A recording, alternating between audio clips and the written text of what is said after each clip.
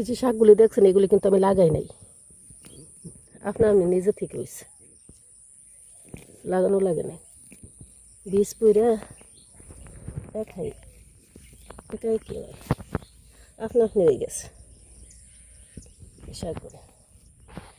গ্রাম বাংলার এই একটা ভালো লাগে যে কিছু না করলেও নিজে থেকে কত রকমের শাক যে হয়, অনেক রকমের শাক হয়।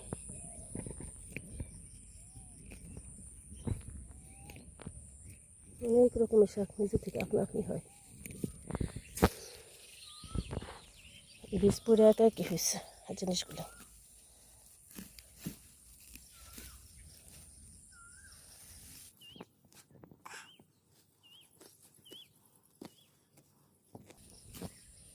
প্রচুর শাক, কিন্তু প্রচুর শাক, অনেক শাক।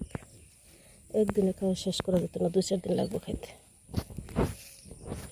এই যে এত সুন্দর শাক দেখলে কি কেউ ভাববো যে এগুলি আপনি হয়েছে? পুরা খেতে এত সুন্দরভাবে এইভাবে মনে হয় না যে কেউ লাগাই রাখছে, এগুলো সব একাই হয়েছে। ঢেঁড়স খেত বলছে, এই যে ঢেঁড়সের গাছগুলি, এই যে ঢেঁড়সের চারা, এই ঢেঁড়সের চারার ভিতরে যখন কুবায় লাগাইছি একাই জন্মেছে। এই জন্য ভাবছি যে ঢেঁড়স ক্ষেত্রে একটু পরিষ্কার করে দিই। এই যে ঢেঁড়সের চারাগুলি, এটার জন্য ঢেঁড়সের চারাগুলো হইতে পারতেছে না। তোর মেয়ের আব্বু একদিনে তো এতগুলি লাগবো না শাক, হ্যাঁ হো যা লাগে তাই তুলি।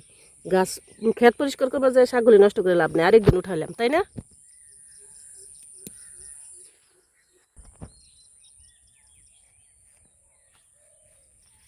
শাক তোলা মোটামুটি শেষের দিকে, এখন আলাইটা করি, উঠায় নিয়ে পরিষ্কার করে নিয়ে আসি।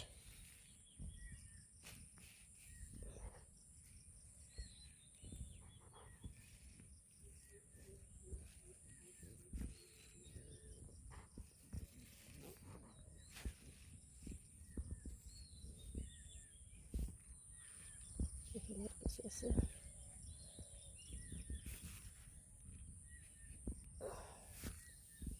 এগুলি উঠাই নিয়ে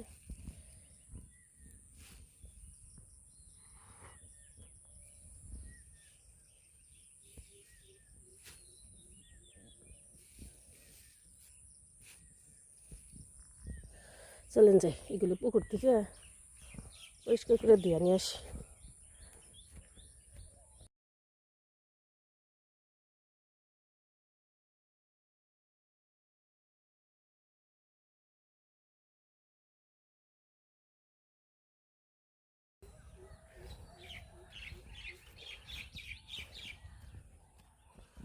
এই হচ্ছে আমার পুকুর, এইখান থেকে শাকগুলি সুন্দর করে ধুইয়া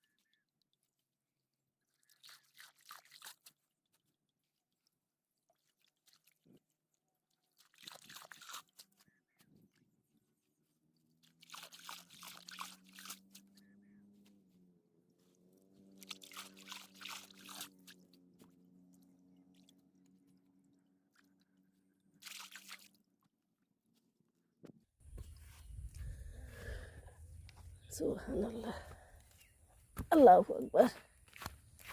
হয়ে গেছে, কাজ শেষ। একটু পরে এসে এই কচু ক্ষেতের থেকে একটু কচু লতি তুলবো। একটু এই যে কচুর লতি উঠাই নিয়ে আসলাম, অফ ক্যামেরাতেই কচুর লতিটা তুলে নিয়ে আসছি। আর এখানে যে শাকগুলি কেটে রেডি করছি, ডাটাটা এই জায়গায় রাখছি আর শাকটা এই জায়গায় রাখছি। এখন এটার সাথে একটু কচুর লতি দিয়ে দিব, এই ডাটার সাথে মাছ একটু তরকারি যাবে।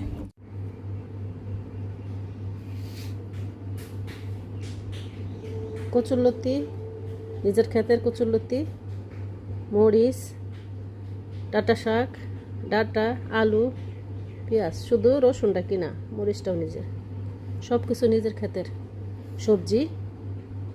এগুলি দিয়ে আজকে রান্না হবে, বাচ্চাদের জন্য হবে মুরগি। সব কিছু নিজের করার চেষ্টা করি।